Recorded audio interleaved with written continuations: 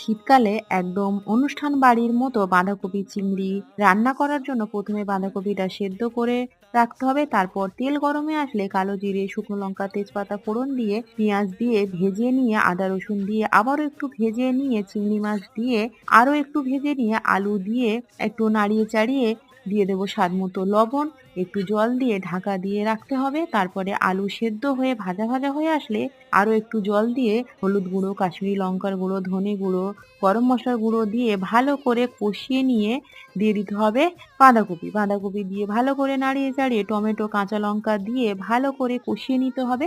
তারপর যখনই টমেটোটা সেদ্ধ হয়ে সুন্দর মেল্ট হয়ে আসবে, গোবিন্দভোগ চালের গুঁড়ো যেটা আগে থেকেই জলে ভিজিয়ে রেখেছিলাম সেটা আর চিনি দিয়ে ভালো করে কষিয়ে নিয়ে শুকনো শুকনো হয়ে আসলে ধনেপাতা কুচি দিয়ে নাড়িয়ে চাড়িয়ে নিলে রেডি হয়ে যাবে, যেটা গরম ভাতের সাথে মেখে খেতে হয়েছিল অসাধারণ।